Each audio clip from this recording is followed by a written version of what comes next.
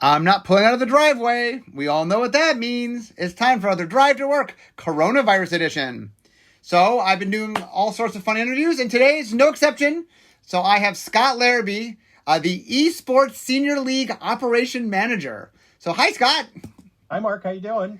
So you and I go way, way back. So yeah, well, we'll get to that. We'll get to that. Yeah. So let me start the question I've been asking everybody, which is, how did you first get into Magic? I first got into Magic because a friend of my brother's, who was also a friend of mine, he was more of a friend of my brother's though, in high school. We were out of high school in 2000. It was in 1994. He knew I played games because we used to play computer games and all kinds of games. He's like, Scott, there's this new game I played. He was going to Caltech at the time. And he said, there's this new game. It's called Magic. And he goes, it's perfect for you. He goes, it's absolutely perfect for you. You really need to get it. And I said, okay. And then I didn't. And like 3 months later, I happened to talk to him again. He's like, so did you ever pick up Magic? And I said, no. And he's like, you really, really, really need to go get this. Trust me. So I did. I went over, I was living down in Southern California in Costa Mesa at the time. And I went to the only game store I knew about, which was over at South Coast Plaza in Costa Mesa, a store called Gamesmanship. And I went in and asked about it. I said, hey, do you have this game called Magic? And the guy behind the counter said, yeah. He goes, we don't really have a lot left. And all they had left was unlimited starters. And they only had 2 of them left. And I bought the last 2 they had. And I took them home and gave one to my brother. And that's what we played until we could get more cards. Okay, so here's how you and I start meeting each other, which is pretty early on, is I lived in Los Angeles as well. Mm-hmm. And I got into Magic a little earlier than you. I got into Alpha. You got in earlier. But I was looking for places to play. There really wasn't any place to play. And then I heard rumors of this awesome place to play that was far away from where I lived, down in Costa Mesa at the Costa Mesa Women's Center. We actually met earlier than that. Oh, did we? Did we meet earlier than that? We did. Okay. So my brother got to know you on the Magic IRC channel. Oh, okay. And there was a convention that was going to happen in LA called MagicCon. Yes. And he said, hey, I was talking to this guy I know online. He said there's going to be a tournament and dealers. And so we went. And we got there and he goes, hang on, let me go find this guy. And he goes and runs off for 10 minutes. He comes back and he brought you and he goes, hi, this is Mark. I met him. So Mark's literally the first person in Magic I met except my brother. Oh, wow. I didn't realize that. Said, was that over and meet my friends? The first what's that? The first convention I went to, I don't know if this was this one. The first convention I went to was this tiny, tiny, tiny convention that had like maybe 30 people. No, this thing was bigger. Okay, this was bigger than that. Okay, like 200 people. Oh, okay. It was at the hotel there right by the airport. Oh, okay, okay. So Mark drags me over to meet his friends. So the second person I met in Magic was Henry Stern. Okay. So, and then it was at that show that there were flyers for the first Costa Mesa tournament. Okay. Because all the guys who started the Costa Mesa tournament were also at this con. Okay. So Jim Murphy, Kyle Schubel, who was actually the guy I bought he was the guy who helped me buy the starters at Gamesmanship. Okay. Kyle Schubel, Jim Murphy, Eric, and Chuck. Those guys were all there. And so I had the flyer, and it was happening the next weekend. So my brother and I went, and the rest is, as they say, history.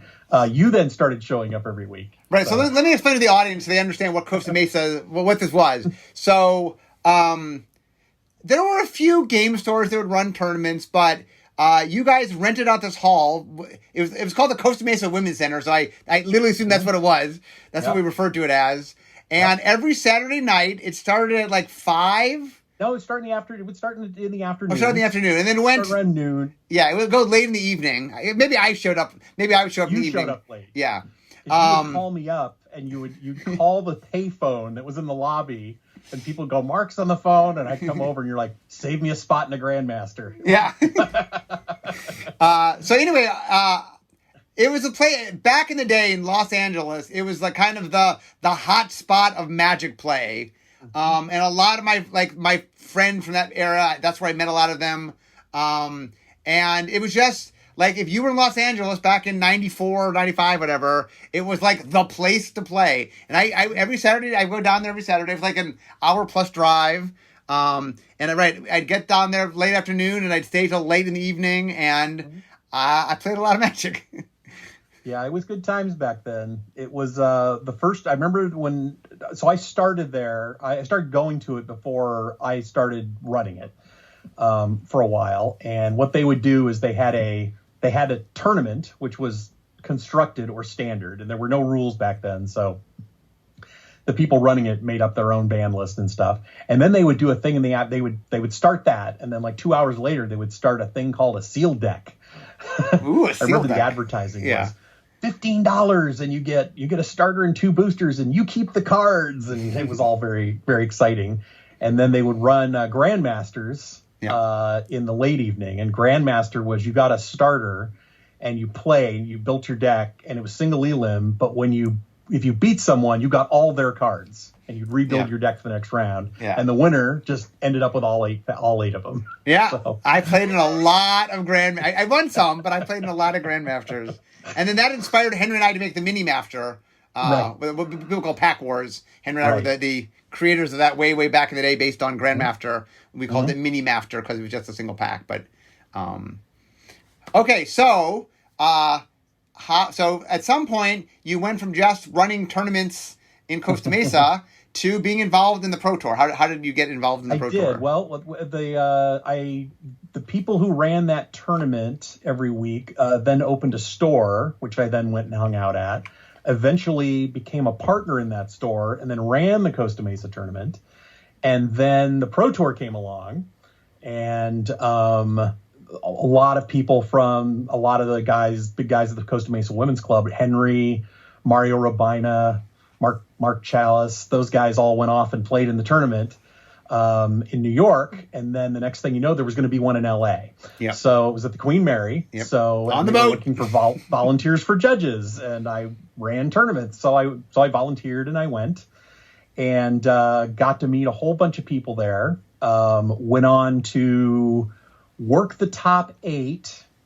Including spotting the top 8, because the guy you had spotting had to leave. You were my spotter. I remember that. So that's by the way, for the little trivia, a little bit of PT trivia.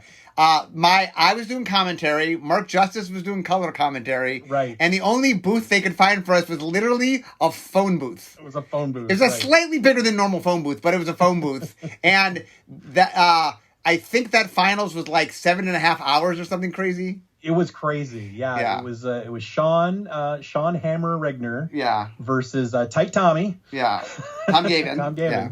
And I remember, and it was draft, and it was like 4th edition Homelands, the worst draft format maybe in the history of Magic.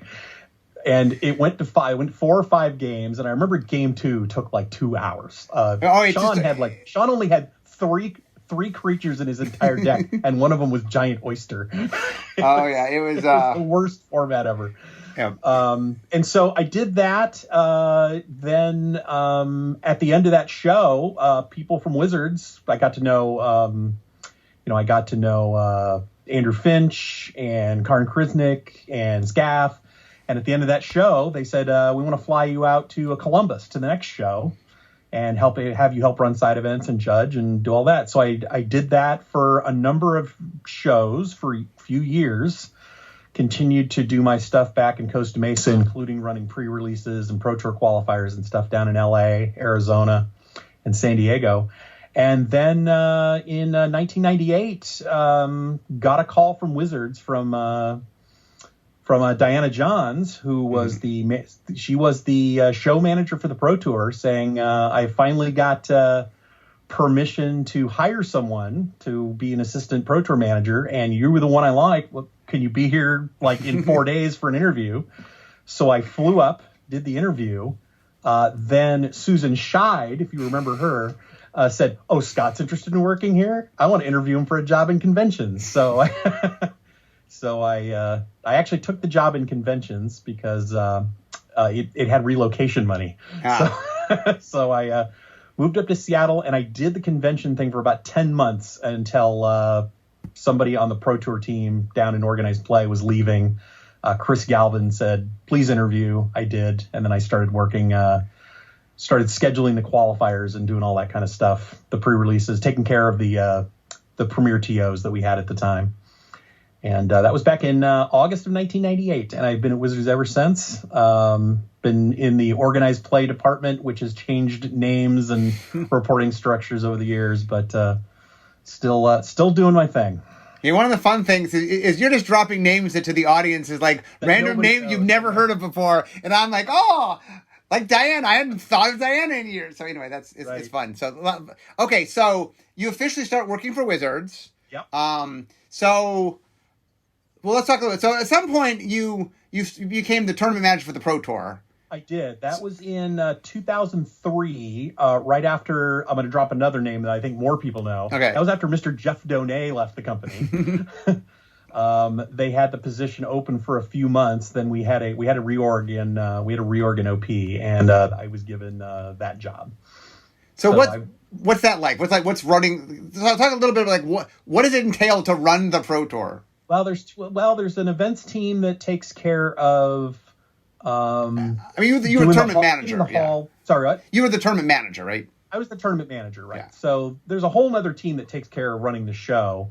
My job is running the tournament. So, I would, hire the head judge, and part of what I would do back at the office would we decide what format it's going to be and how many rounds it is and all this kind of stuff that goes on in the background. But my job at the show is actually kind of akin to the closest thing I've seen to it in other games would be like at a poker tournament, you've got the tournament director. Mm-hmm. And he's like kind of the final authority on the tournament and what's going to happen. And that's kind of my job. So I keep track of how fast we're going, how slow we're going. If we're going too slow, we try and figure out what's going on.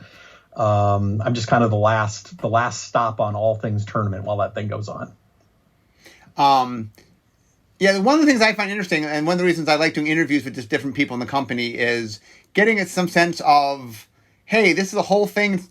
Someone's got to do all sorts of things and care about it, and there's all these things you never even think about, but you have to take care of them. Yeah, they don't just happen.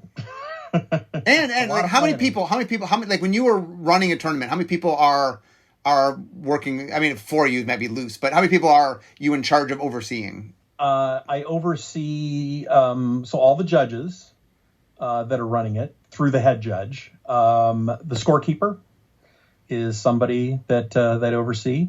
That's my group of people. Mm-hmm. So, and then there's, a whole other group of people that are dealing with coverage. And when we used to have side events, we had a whole other person that dealt with side events. And, there's a lot of stuff going on at one of those shows. But my thing is really the tournament. So the Pro Tour tournament itself is my domain for that weekend.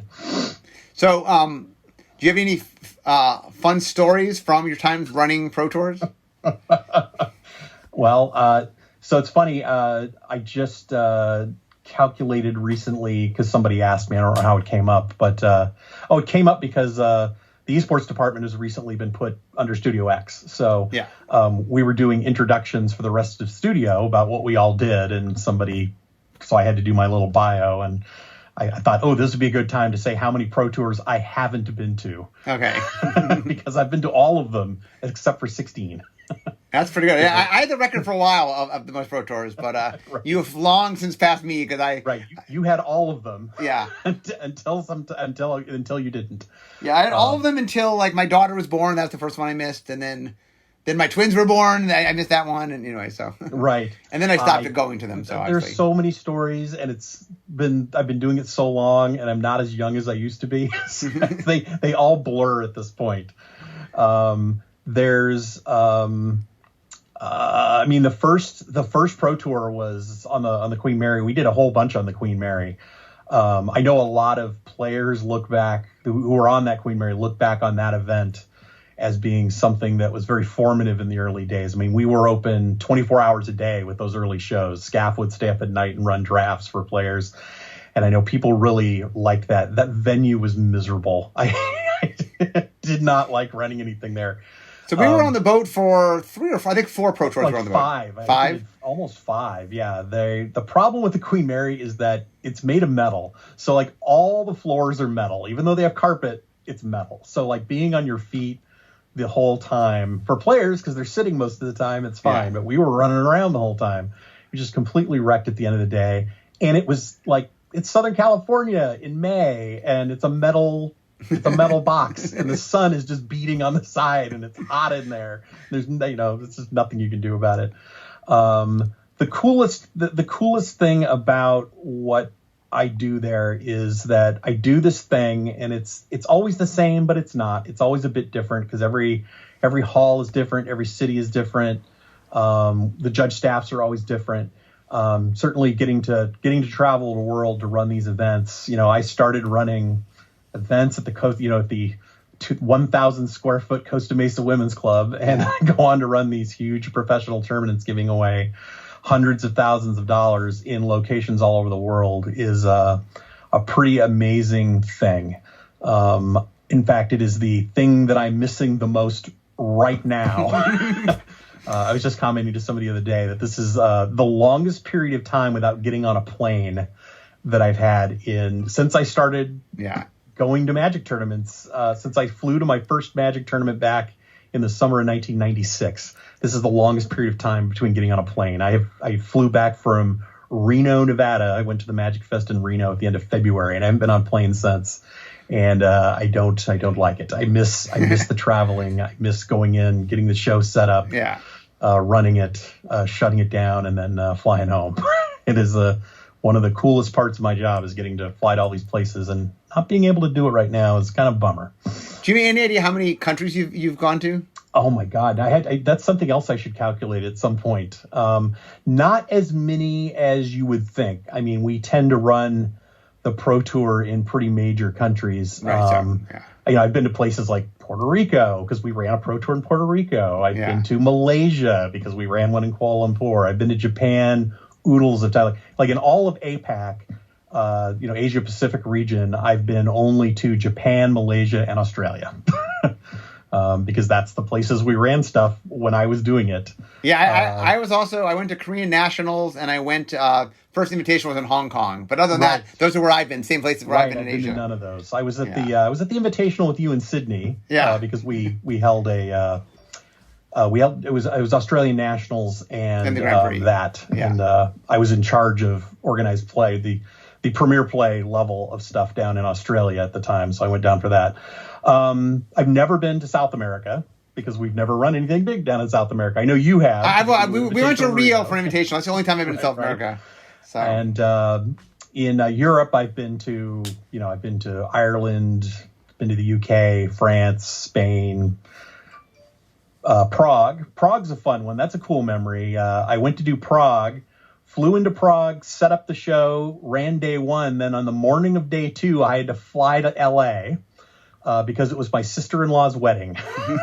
So I went and did like 96 hours in Prague, flew to L.A., did my sister's wedding, then met up with all the people that ran that Pro Tour because the Invitational was in L.A. at E3 that week.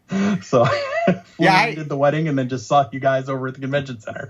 My sister's wedding was day 1 and 2 at Worlds. It's 98, the one that the one at the U. It was at the university. And day 1 and 2 I'm there. Day 3 and 4 I'm at home at my sister's wedding. We flew back that night, and I show up like partway into the finals day because I had to do the finals, and so we did the finals. So but that's the only for the Pro Tours that I've gone to work. That's the only one I haven't done the whole show on, but I still count it because I went. Yeah, you were there. There's ones I've been out. I've missed a day of. DC 99, the first Team Pro Tour.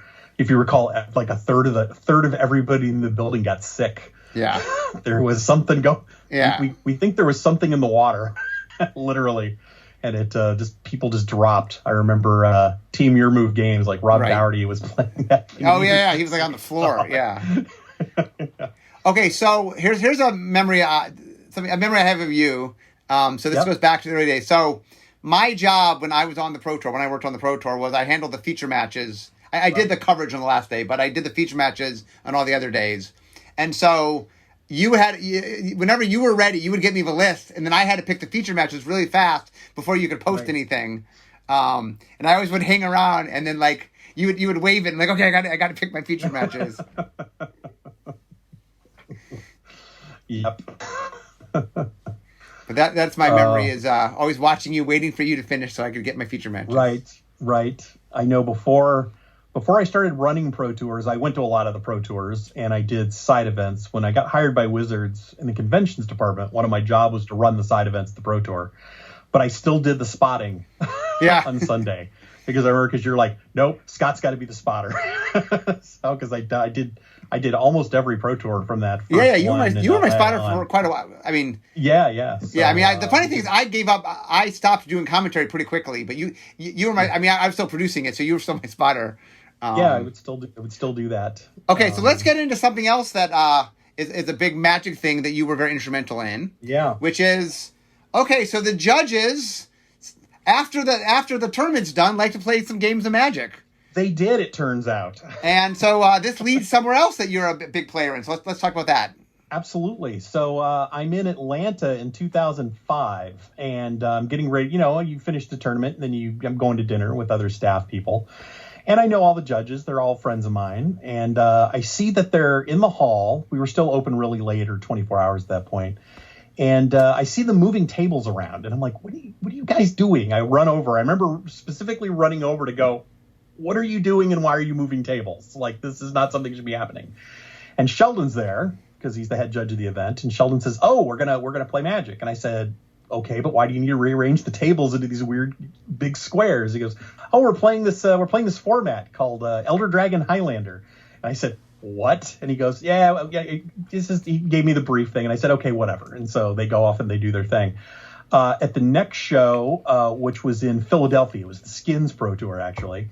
I stayed one night with Sheldon because I wanted to learn more about this thing. Sheldon had been emailing me going, you really need to play this. So I sat and I actually watched them play it.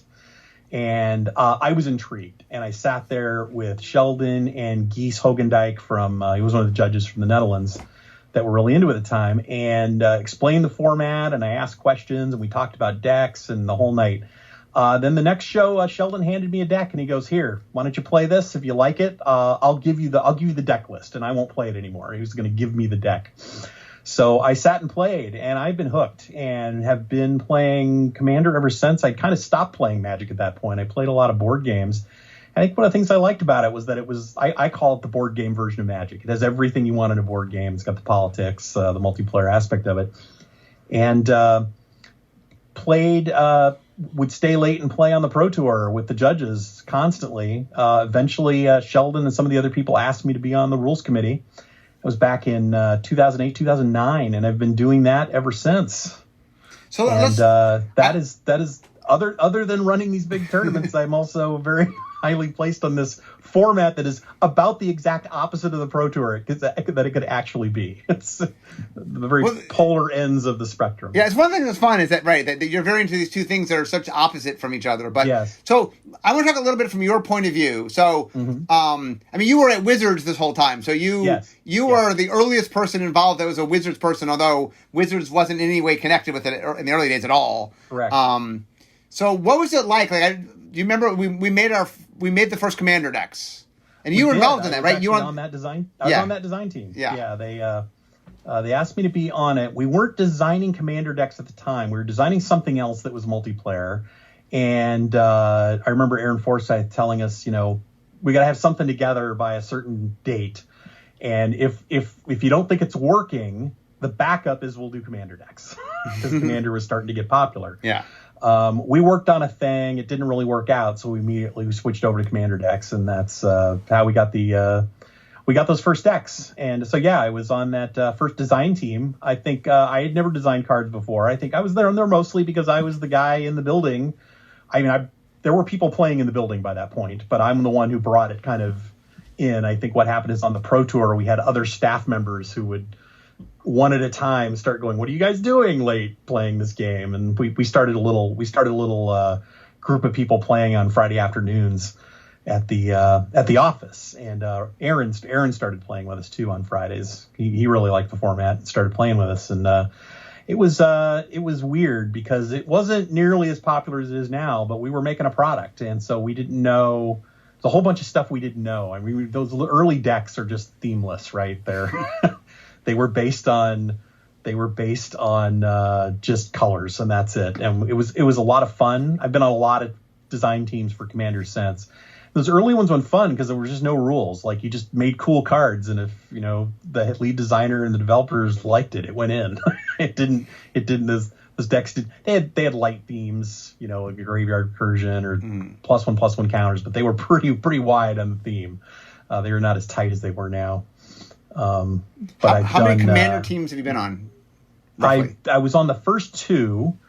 So I was on Commander and Commander 2013. I think I've been on 5, and I think I just started my 6th just this week. So okay, well, that's just cool. This week started for some more Commander stuff down the road. Okay, and so what was it like from your point of view of it going from this kind of quirky thing the judges did to what it is today? Like, what was that transition like? It's one of those things. It's probably like boiling a frog, right? I mean, you think of the old story, you put a frog in a cold pot and turn it up, and it doesn't do anything. It's weird. It just didn't seem like the popularity grew so gradually. I don't recall the exact moment that I thought that I went, wow, this thing is like big. I think it might have been when I went to go play somewhere in the Seattle area. I went to a store in the Seattle area to, I don't know, buy cards, or I don't even remember why I was there. And there were people playing Commander. And I went, okay, there are people I didn't know personally that were playing Commander. It was certainly before those decks came out, but it was cool. It grew and it grew and it grew, and it grew so much that now it's kind of scary how much it's grown. It's there are clearly cards that are designed for Commander in everything we do now, and that is just a huge difference from where we started, even with those early Commander decks, where we were trying to make something. Oh, look, we can make cards specifically for this format, like Command Tower, for instance. Versus now we're playing around with Command Zone and really doing weird stuff with multiplayer, and but it's satisfying. It's it's certainly, having been part of something so early on and seeing where it's gone. It's the second time I've got to do that. Like, in Magic, I was around at the beginning of Magic organized play when it was just small and not a thing, and it's grown into what it is. And Commander is the same thing, and Commander's it was even smaller. I mean, when I started playing Commander, I'll bet there were 30, 40 people in the world that were playing Commander, and that was it. And now it's it's millions, and it's pretty satisfying. Walking into GP Las Vegas last year for the first Command Zone and seeing how many people were sitting there playing the thing that you've been working on and has been your baby for a long time is it's extremely satisfying. Yeah, well, that's cool. I guess it's not often you get you do one thing that way, and you got to do two. So that's pretty awesome. You don't get to build two things very often that are that big in the same industry, much less the same company. So anyway, one of the things that you and I don't get to see each other nearly as much as we once did. Back when I used to go to all the Pro Tours, at least I always would see you at the Pro Tours, and one thing I always remember is whenever we were in another country, you always had the phone so I could call my wife. Right. This is back before pay plan. I had one of the internet, super cool international pay plans on a phone. Not a lot of people did. Yeah, it's not that way anymore. Everybody just right. Now it's a lot easier to do that, but you weren't the only one I did that for. I did do it for Randy too. Okay. But anyway, it's one of the things that's neat. One of the fun of me doing these interviews is just chatting with people that I've known forever. Like I said, you and I. So October 30th is my 25th year at Wizards, and you and I knew each other before that. So, like I said, we've known each other for a long, long, long time. So it was a lot of fun talking with you. So I've known you since May of 1994. It's been a crazy long time. It's been 26 years. We've gone gray together, my friend. Well, I went gray pretty fast, but we have. Yeah. It's funny. You have to get really early pictures of me to even see like light brown hair or something. I went gray super fast. But anyway, it's great talking with you. And unfortunately, I can see my desk, so we all know that's the end of my drive to work. So I want to thank you for being here. Thank you, Mark. I appreciate it. So guys, when I see my desk, you know what that means. This is the end of my drive to work. So instead of talking magic, it's time for me to be making magic. So Scott, thank you so much for being here today. Yep. And guys, I will see all of you next time. Bye-bye.